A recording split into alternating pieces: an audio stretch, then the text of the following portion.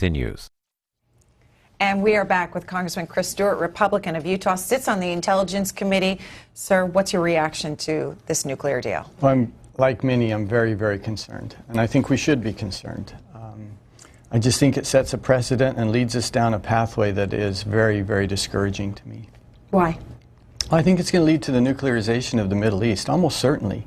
And for generations, our policy has been that we would preclude Iran from becoming a nuclear weapon and holding nuclear weapons. And I think we've conceded that they probably will. We've decided we'll manage that rather than preclude them from doing that.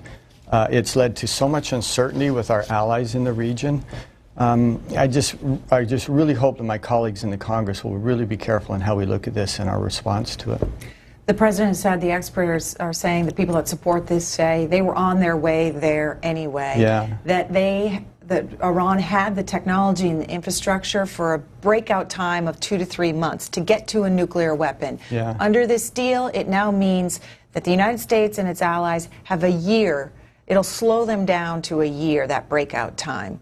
Wouldn't you rather have a year than 2 to 3 months? Well, I think that assumes a couple things. Number one is the 2 to 3 months accurate? And do we actually know that? And I don't know that we do. Well, you sit on the Intelligence Committee. You tell us. Well, I'll just say that I think there's reasons to wonder about that. The second thing is, let's assume that it gives them a year. Again, we've backed off of this policy that we've held for a generation that they wouldn't have nuclear capability at all. And, you know, you look at our allies in the region, those who really are closest to it, those who have the most to lose, and you see their response. That should be meaningful to us. We should try to understand why they are as concerned as we are as well. And I think, you know, as I've said to the Secretary a number of times, I've asked him, Mr. Secretary, give us an example, give me a single example of where Iran has worked in a positive fashion with us or with any of our allies, because I can't think of one.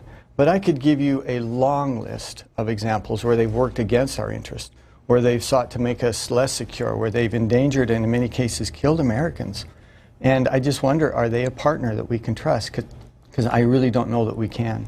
The president said, though, as you know, many times, he's not trusting, he's going to verify. And I want to show you what the president had to say yesterday during that hour-long news conference when he was asked about the verification process and how Iran could skirt that. Take a look. As for the fact that it may take 24 days to finally get access to the site, the nature of nuclear programs and facilities is such this is not something you hide in a closet. This is not something you put on a dolly and kind of wheel off somewhere. And by the way, if we identify an undeclared site that we're suspicious about, we're going to be keeping eyes on it.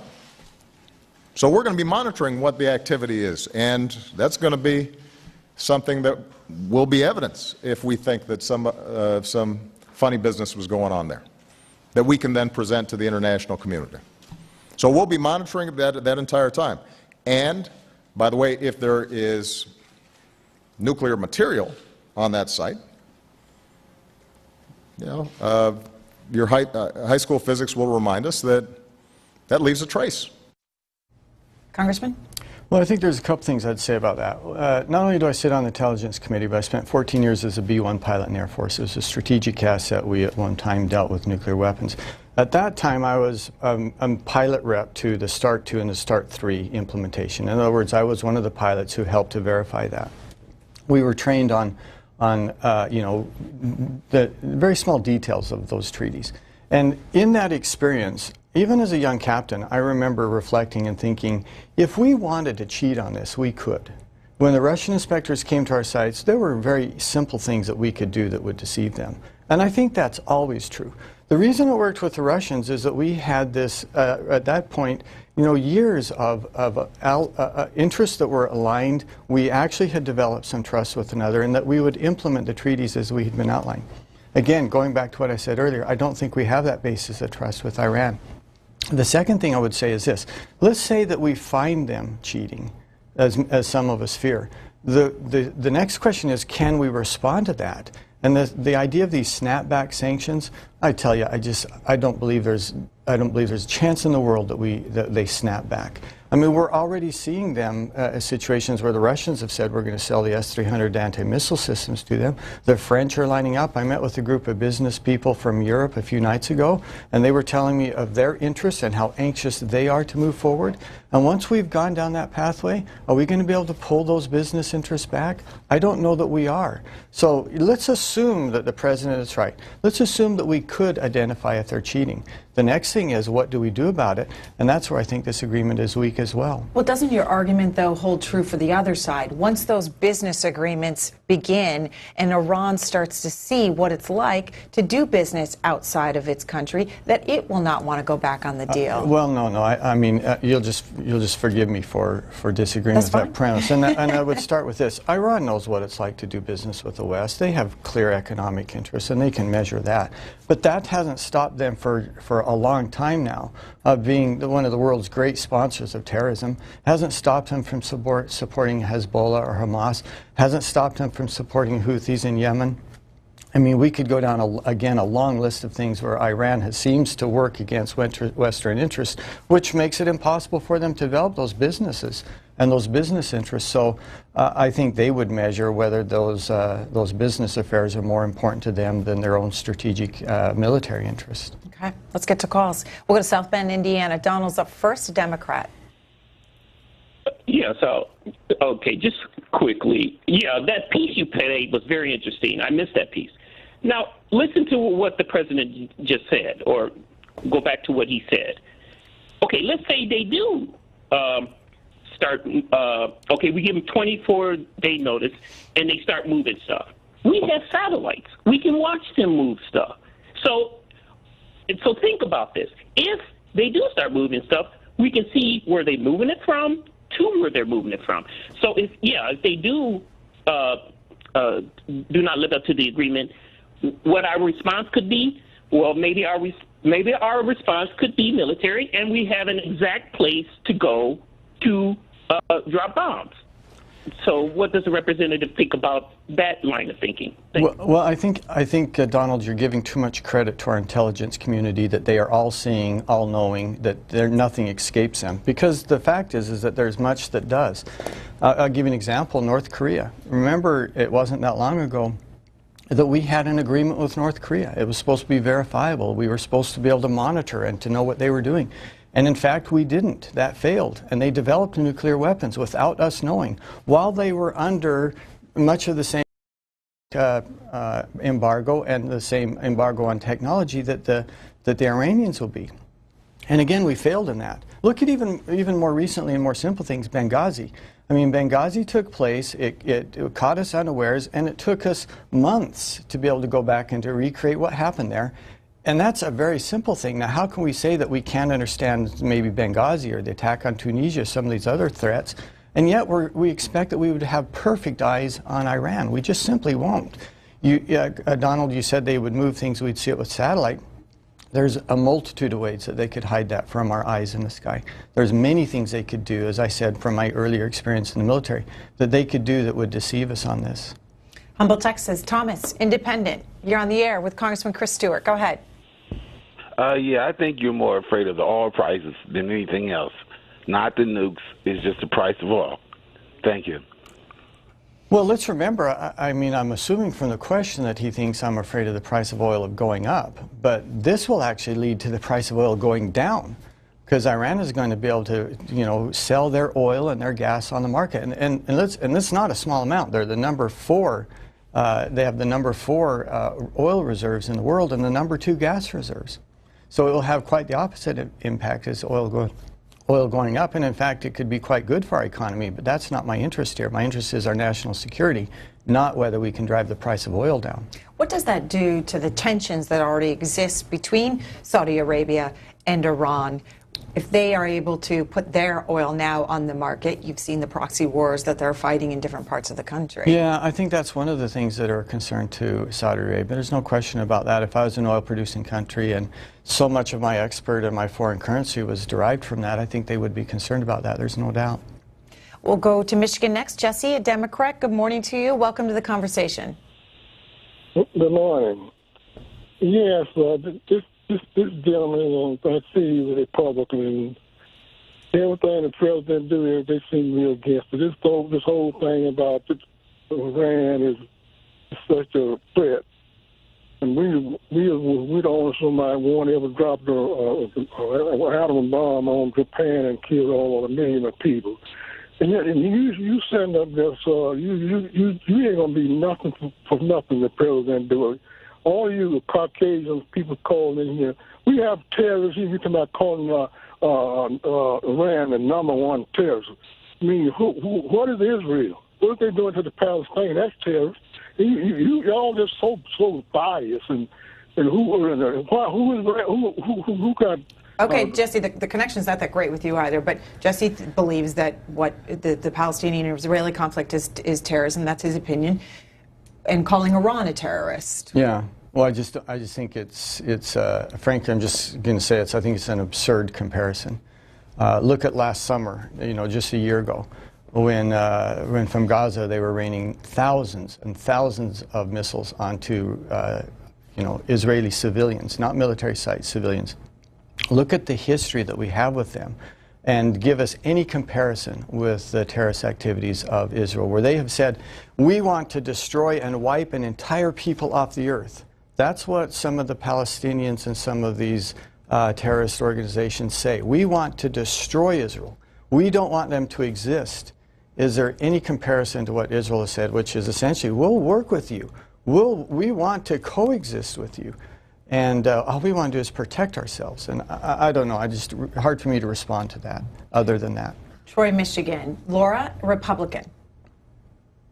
Good morning. Morning. Mr. Stewart, I don't know if you're familiar with history of Iran, but the United States helped overthrow a duly elected president, and we installed the Shah that was so terrible that the Iranian people themselves overthrew him and put the Ayatollah in. In regards to Israel and the Palestinians have little rockets that they attach onto something, and they have no idea how many of them will get there or where they will land. Now, don't forget, the United States has helped build a huge shield. When those rockets, or whatever you want to call them, come across to Israel, the children run into basements that have shelters prepared for them. When Israel goes over to the Palestinians in Gaza, for example, they go over with bombs and planes. They decimate the buildings. The people have no place to go. And, of course, while we're talking about this, Benjamin Netanyahu is busy building new settlements when years ago there was a law instituted saying no settlements. So please don't be so biased. I say let's give this a chance. It's better.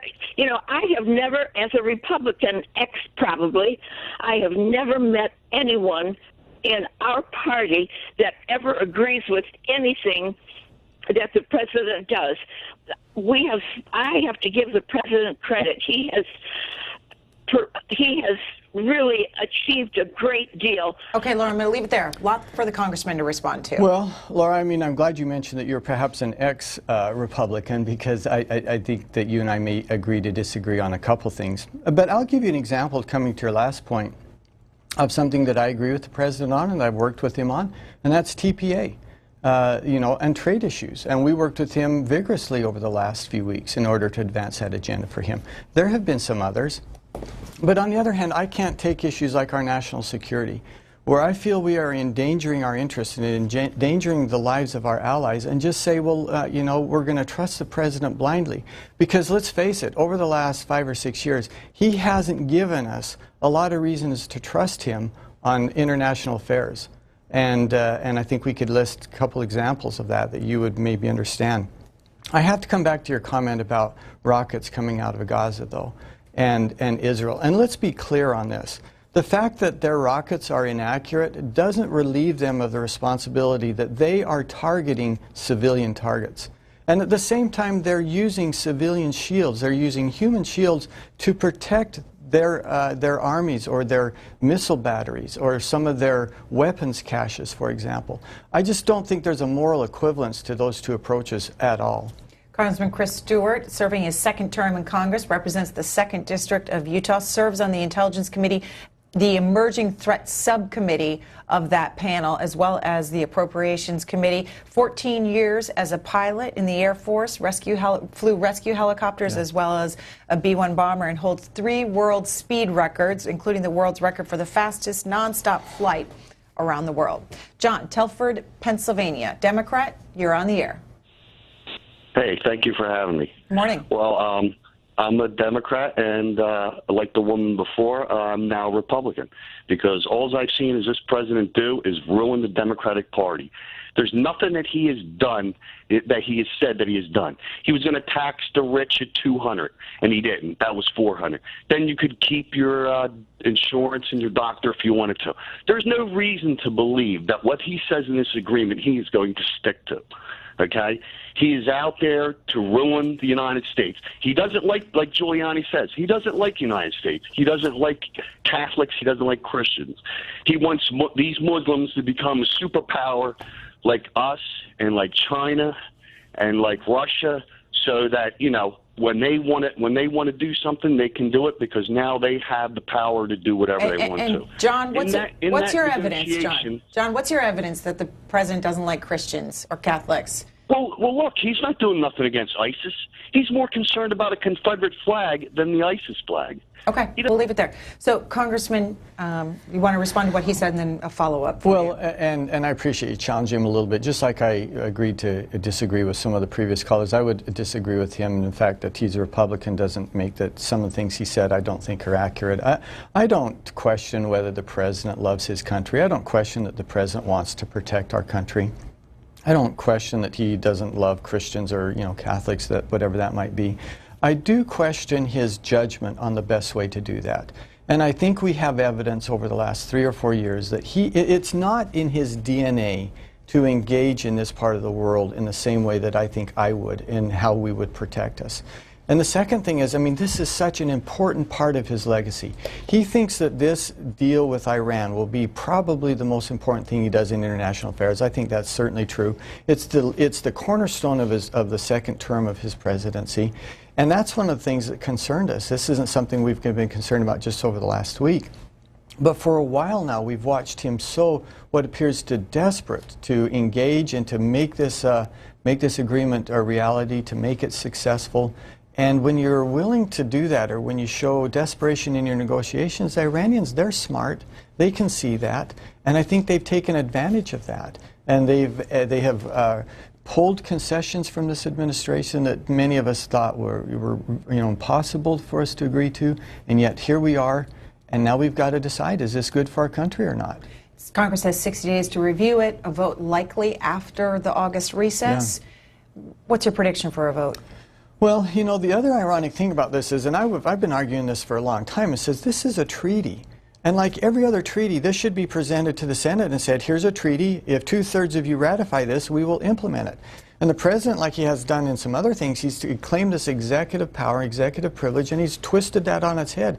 So instead of taking a 2/3 vote to implement the treaty, he said, this is an executive agreement, and I'm going to implement it unless you stop me. And in order for you to stop me, it takes 2/3 vote to stop me. And I just think that's crazy. I mean, we should have more input than that from the Congress, from the House and the Senate. So it's a tough challenge for us. And we're going to have to work with our colleagues. And look, there's a lot of Democrats who are concerned about this. Again, I met with a group in the last few days, and they were trying to convince me why this is a good idea. But you can see in their body language, and you can see in the words they say, they've got deep reservations about this. And they know that if this fails, and many of them believe that it probably will fail, they will have to own up to that. That will be their responsibility. So I think that there's many of them who are looking at this with caution, and I believe we can persuade them that this isn't in our national interest. Let's not move forward down this path and then regret it later. New York Times reports that with Republicans voting against the deal en masse, the president would need 145 of the 188 House Democrats to stand with him to sustain a veto, a vote complicated by the fact that all members are up for re-election. Yeah. Well, and if someone thinks they can go back to their constituents and convince them that this was in our interest, I mean, good luck. But I think there's no question that there'll be a majority who have disapproval of this in the House and the Senate. The question is, can we get to that two-thirds margin that we would need to override his promised veto? The New York Times also notes this, that perhaps no senator will command more attention than Chuck Schumer of New York, likely to be the next Democratic leader in the Senate and a lawmaker attuned to the current concerns of Jewish voters in his state. Mr. Schumer, usually one of the most outspoken members of Congress, has been uncharacteristically reticent to talk about the deal. Well, and I just hope and pray that Mr. Schumer sees this the way that I do, because he would be enormously influential. There will be many who will take their lead from him, and if he comes out in opposition to this, that will open the door for many of them. On the other hand, as what many have expect to be their future leader, if he supports this deal, he's going to be able to persuade others.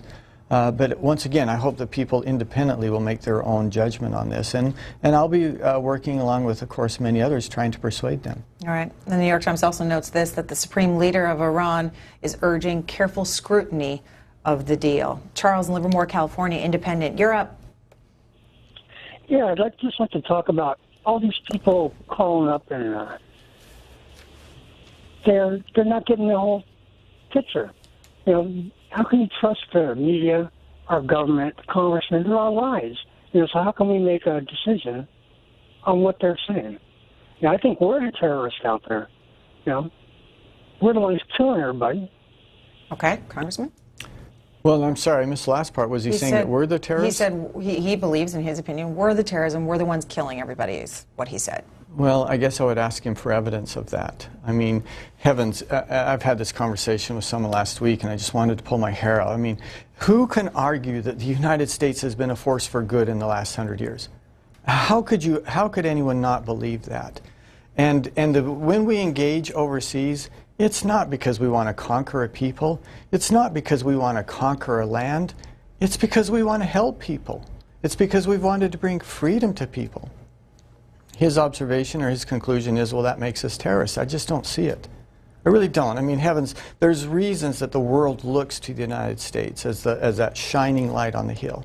And we've earned that because of our actions. And look, we're not perfect. I get that. We're not perfect, and we've made mistakes along the way.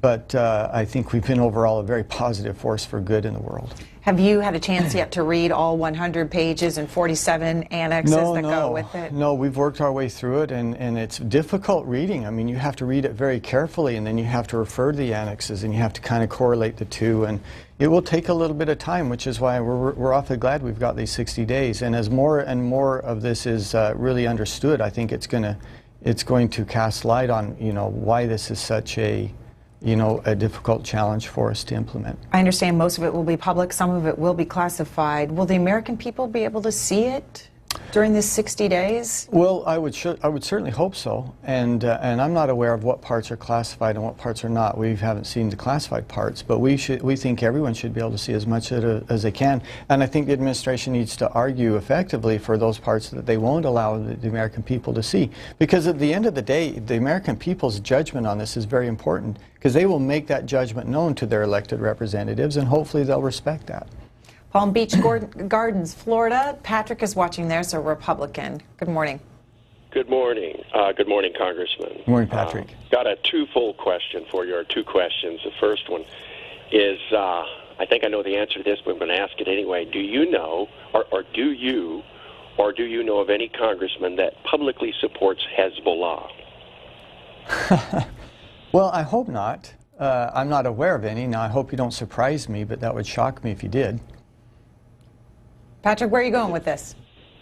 My second question is, if that's the case, then how can any congressman support a bad deal that allows billions of dollars to flow into a regime that will send that money to Hezbollah? How can any congressman do that?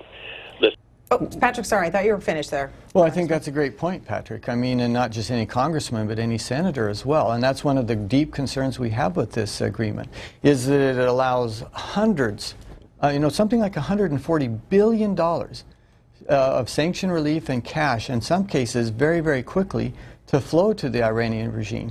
And we know what they will do with some of that money, and maybe with most of that money. because once again, they've made their desire to be the most influential power in the region. They've made that very clear, and we've seen it from Hezbollah to Hamas, once again to Yemen, once again to the Shia militias that have been operating in Iraq, many of which are responsible for hundreds of American soldiers' deaths. Again, Patrick, I think you're exactly right. That's a great concern. Drums, Pennsylvania. Pete, a Democrat. Yes, good morning, Congressman. My question is, what would happen to the other 5 members that you people are forgetting? There's Russia and China, England, France, and they're Germany, and they turn around and say, well, America ain't for this deal, but we're lifting our sanctions. We believed in a deal, and they're reneging, so we're going to lift all sanctions, and we're going to back them. We're going to allow them to have money, and Russia and China are an ally of that country, and if we bomb them, what would happen if they back Iran in a war against Israel, against us? Would you look for a third world war? Isn't this an easier way out if we solve this thing? You keep forgetting there's 5 other nations that agreed to this thing, not just America. This isn't just United States agreement, and that's why you Republicans don't realize this is a world problem, not a United States problem.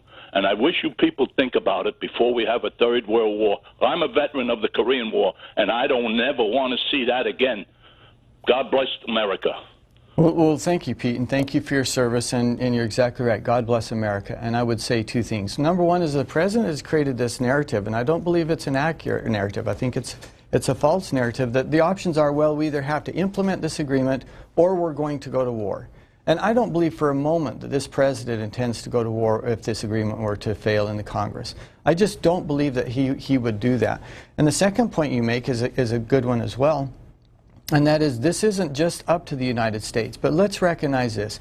If the president had stuck by his original red line, that is, we will not allow Iran to develop a nuclear weapons program, and if he had said that all along, then those P5+1 our allies would have stood with us. They would have recognized that that was our bottom line, and that if we were adamant and sincere in that, they certainly would have agreed with us on that.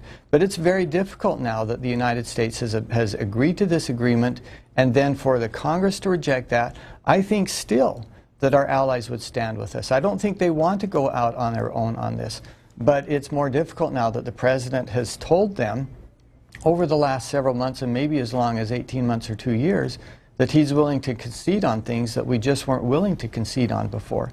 The United States leads on this. The United States will continue to lead on this, and we could persuade our allies, but it's harder now that he's made these concessions. There's no doubt about that. Tyler's next. In McConnellsburg, Pennsylvania, a Republican. Good morning. Welcome to the conversation. You're on the air with Congressman Chris Stewart. Go ahead. Good morning. I just want to let the congressman know, as a 32-year-old Pennsylvania native growing up in rural Appalachia, that, you know, the younger generation, I just want to tell the congressman the best political advice and commentary that our country should go by is turning on the radio to Michael Savage on the radio. I've been listening to him for 12 years, and that was my reason for calling, just to recommend to all the viewership. Yeah. Okay, Tyler. All right. Why don't I get in? Well, there's our sponsor for the hour, right? Yeah, Michael Savage moment. We'll go to Isa in Herndon, Virginia, Democrat, our last here for the congressman. Good morning. I just want to say the Iran deal is a really bad deal. First, both Republican and Democrat are responsible for the mess in the Middle East. When we went and dismantled Iraq, we gave Iran a free hand in the region because they're as extremist as ISIL, as AQ. Iran sponsored terrorism. They took the embassy. They bombed the embassy in Beirut. And causing problem all over the region, and we're not doing anything about their proxy groups. And we sold our Arab allies plus Israel, and it doesn't make sense. Everybody is confused in the Middle East. What are they doing? I mean, since Bush and now Obama, even though I was a hardcore supporter of Obama, it's a confused foreign policy. It's a failed foreign policy. Iran is supporting Assad to kill his own people, and we make a deal with them. We just forget about the whole thing, and Iran is like they never did anything to us, and we are rewarding them for causing problem all over the Middle East. Okay, Congressman. Yeah. Well, I guess I would comment on two things. Number one is we had won the war in Iraq. There's no question about it. Against great public pressure, President Bush instituted his surge strategy, and it worked. And when we handed over this situation to President Obama, we had won that challenge. And that's one of the reasons that I said earlier, I don't believe there's any chance in the world that the President would engage in war, direct military conflict with Iran over this, because he's so reluctant to engage in ISIS and some of the other major conflicts or challenges that we have around the world. And I just don't think it's in his DNA. I mean, he ran in 2008, he ran again in 12 on one thing, and primarily on international affairs, and that was drawing down our troops, ending the war in Iraq. Very difficult for him to engage now that we need him to with ISIS. And I think the same thing is true with Iran. Once again, they've always said all military options are on the table. I don't believe they've ever been a military option. There's ever been a military option on the table. And that's one of the reasons why we've had to negotiate so many concessions into this deal, because I think our adversaries have believed that as well. Congressman, before you go, I just want to get your assessment of the situation in Afghanistan, because here's a headline in the New York Times. U.S. is increasing airstrikes in Afghanistan on Taliban and now its new rival, ISIS. Yeah. You know, it's just such a good evidence of just how complicated some of these challenges we have are over there. And remember, the President called this the good war. And once again, we're re-engaged over there. It's a real challenge for us, and it's something I think the American people need to expect. This won't be fixed by the weekend. It's going to take us a while to really kind of sort this out and to be able to bring stability to this very important part of the world. Chris Stewart, Republican of Utah, member of the Intelligence Panel. Appreciate the conversation as always. Always fun to be with you. Thank you, Greta.